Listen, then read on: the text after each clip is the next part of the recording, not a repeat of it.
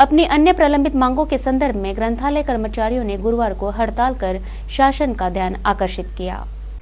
बरसों बरस से अपनी न्यायिक विविध मांगों के संदर्भ में वाचाल तर वाचाल का घोष वाक्य देने वाले ग्रंथालय के कर्मचारियों ने एक दिवसीय निदर्शन व हड़ताल का आयोजन किया। वेतन वृद्धि, दीपावली की भेंट, ग्रंथालय कर्मचारियों में तफावत, ग्रंथालय बांधने धनराशि, हस्तलिखित ग्रंथों के जतन के लिए विशेष निधि के संदर्भ में हड़ताल का आयोजन किया गया। प्रदीप चौधरी, महाराष्ट्र शासन ग्रंथालय संघाच्या वतीनं आम्ही इथे धरणे आंदोलनाला बसलो आहे। गेल्या कित्येक वर्षापासून या राज्यातले ग्रंथालय हे फार बंद स्थिती अवस्थेत आलेले आहे। त्यांना अजूनपर्यंत अनुदान जे शासनाने 1912 दिलं होतं, 2012ला 50% वाढ केली होती आणि 50% देण्याचं कबूल केलं होतं, पण या शासनाने 50% अनुदान वाढ केलं नाही। अत्यंत कमी अनुदानात हे सर्व कर्मचारी आम्ही जगत आहे। रोजगार हमीपेक्षाही आम्हाला दैनिक 33 रुपये हप्ता रोज पडतो आणि या 33 रुपये रोजात महागाईच्या काळात जगावं कसं, हा येथील कर्मचाऱ्यांचा प्रश्न आहे। अनेक निवेदने शासनाला दिलेले आहे। उच्च व तंत्र शिक्षण मंत्री राजेश टोपे यांनी वारंवार आम्हाला अनुदान वाढ आणि वेतन श्रेणीची मागणी आमची जी होती ती देण्याचं मान्य केलं होतं, पण अजून ते दिलं नाही। त्यासाठी आज धरणे आंदोलनानंतर आम्ही बेमुदत आमचे वाचनालय बंद ठेवून शासनाचा निषेध करणार आहे। तसेच आत्मदहन आणि ग्रंथालयातील वृत्तपत्रांची होळी करून शासनाचा निषेध करणार आहे। अपनी विविध मांगों के संदर्भ में डाक विभाग कर्मचारी दिनांक 12 और 13 फरवरी को हड़ताल में शामिल हुए। अपनी विविध मांगों के संदर्भ में भारतीय डाक विभाग के कर्मचारियों ने तारीख 12 और तारीख 13 फरवरी को हड़ताल का आयोजन किया। इस हड़ताल के चलते डाक विभाग से संबंधित कामों के कारण आम जनता को भारी तकलीफों का सामना करना पड़ा।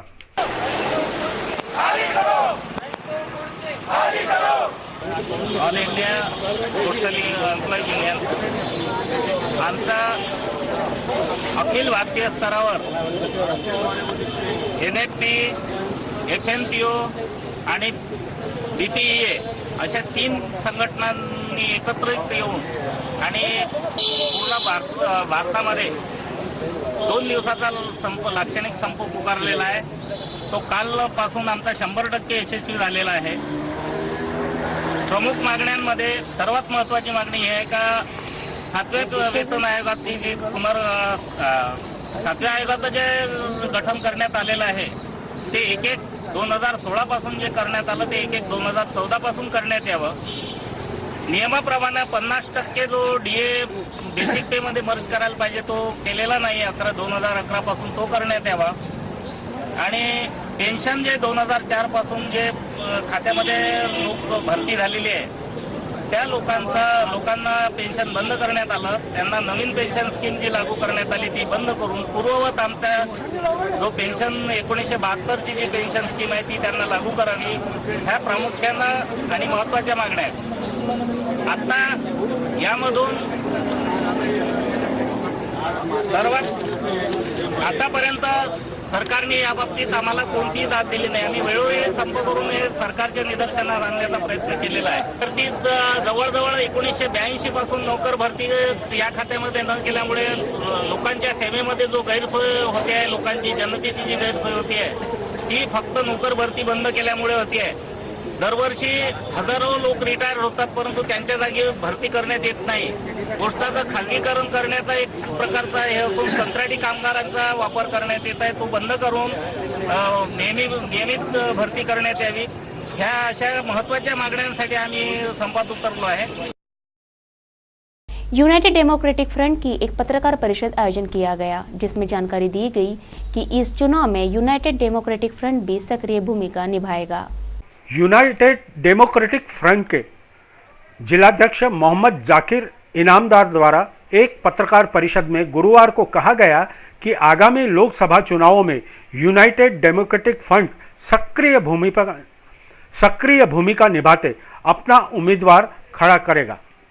इस चुनाव में खड़े रहने अनेक उम्मीदवारों ने अपना नामांकन दाखिल किया है, जिसका अंतिम निर्णय दिल्ली में लिया जाएगा। मैं मोहम्मद जाकिर इनामदार यूडीएफ जिला अध्यक्ष। आज की ये प्रेस कॉन्फ्रेंस आगामी लोकसभा चुनाव के उद्देश्य से यूडीएफ की भूमिका को लेकर आयोजित की गई है। आने वाले लोकसभा चुनाव में यूडीएफ अमरावती लोकसभा चुनाव में अपना उम्मीदवार खड़ा करने जा रही है और इससे पहले हमारी बम्बई में महाराष्ट्र के अध्यक्ष डॉक्टर तैयब पटेल इनकी मीटिंग इनके अध्यक्षता में इन पार्टियों से मीटिंग हुई। तो ये पार्टियों के नाम है Aagami Vikas party, Awami Vikas party, secular democratic party of India, Lok Hind Garib Nawaz party, welfare party of India, peace party, Rashtriya Ulama council, all India Muslim OBC organisation, democratic party of India, इनसे हमारी गठबंधन हुआ और हमें अमरावती लोकसभा गठबंधन में मिला है। और आने वाले 17 तारीख को हमारी दिल्ली में मौलाना बदरुद्दीन अजमल खासदार इनके साथ मीटिंग है, जो हमारे पास में 6-7 लोगों के जो नाम आए हुए हैं जो अमरावती लोकसभा लड़ने के लिए इच्छुक है। हम उनका बायोडाटा लेकर दिल्ली पहुंच रहे हैं। वहां मौलाना इनके नामों में से जो नाम सिलेक्ट करेंगे उस नाम को हम आने वाले प्रेस कॉन्फ्रेंस में आप लोगों को बताएंगे। बुलेटिन में अब देखते हैं खबरें धर्म समाचार से जुड़ी। महानगर के फर्शी स्टॉप विभाग में श्री संत शिरोमणि गजानन महाराज सेवा समिति द्वारा हरिभक्त पारायण दासगनु महाराज लिखित श्री गजानन विजय ग्रंथ के सामूहिक पठन का कार्यक्रम आयोजित किया गया। संत समाधीचे मंदिर, संत विवेकाचे भांडार, ना तरी बोलीजे माहेर सायोज्य मुक्तीचे। ईश्वर आराधना में मगन रहना हमारी परंपरा है। इस परंपरा की वेदी पर फर्शी स्टॉप स्थित विशाल मैदान में गुरु पुष्य अमृत योग निमित्त सुबह 6 बजे से शाम 6 बजे तक विविध धार्मिक कार्यक्रमों का आयोजन किया गया, जिसमें गजानन विजय ग्रंथ पठन, महाआरती और महाप्रसाद का आयोजन किया गया है। श्री गजानन विजय ग्रंथ का पठन डॉक्टर गजानन खासनीस पूना के मुखारविंद से किया गया। असंख्य भाविक भक्तों ने इस विशाल मंडप में स्थापित गजानन महाराज की प्रतिमा का दर्शन लिया। रंगोली से लेकर संपूर्ण सभा मंडप की शोभा मनमुग्ध करने वाली रही।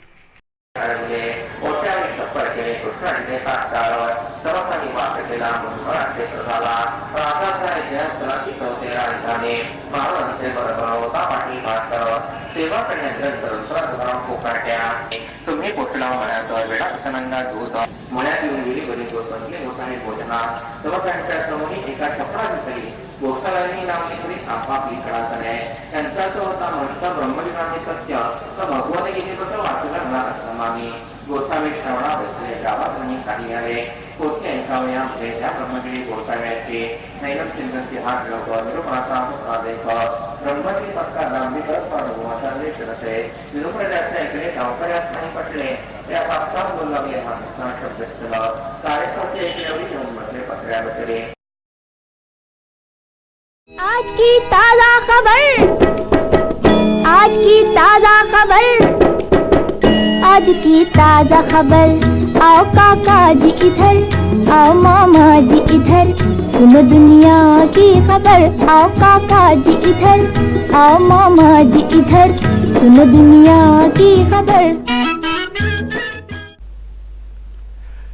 नमस्कार, मैं अशोक जोशी। समाचार जानने की वृत्ति मनुष्य में आदिम युग से है। हमारे आजू बाजू क्या कुछ चल रहा है ये जानने हम सदा उत्सुक रहते हैं। हम उत्सुक रहते हैं अंतरिक्ष की और भूगर्भ में क्या कुछ चल रहा है ये जानने। जो समाचार हमारे रुचि के नहीं होते उस पर हम दुर्लक्षित करते हैं और रुचिगत समाचारों पर ध्यान केंद्रित करते हैं। सुनते हैं, पढ़ते हैं, मनन करते हैं, चर्चा करते हैं और उसके पश्चात अपना अभिप्राय निश्चित करते हैं। किसी जमाने में कानो कान नगाड़े से, कबूतरों के माध्यम से समाचार प्राप्त होते थे। अब आधुनिक युग में टपाल, telephone, radio, SMS, mobile, TV, अखबार, व्हाट्सएप, फेसबुक, इंटरनेट से संदेशे संप्रेषित होते हैं। समाचारों का एक सशक्त माध्यम है वर्तमान पत्र, न्यूज़पेपर यानी अखबार। इन सभी माध्यमों पर विस्तार पूर्वक जानकारी लेने, उनके अनछुए पहलुओं को छूने हम आपको ले चलेंगे संदेश जगत के साधनों की दुनिया में। समाचारों के संकलन से लेकर छपने तक और वितरण की व्यवस्था बाबत सभी कुछ की जानकारी हम आपको देंगे। तो मित्रों, समाचार की इन श्रृंखलाओं को देखते रहिए। आज की ताजा खबर, आज की ताजा खबर, आज की ताजा खबर। आओ काका जी इधर, आओ मामा जी इधर, सुनो दुनिया की खबर। आओ काका जी इधर, आओ मामा जी इधर, सुनो दुनिया की खबर। अब देते हैं बुलेटिन को विराम। अंत में एक बार फिर से आज की हेडलाइंस।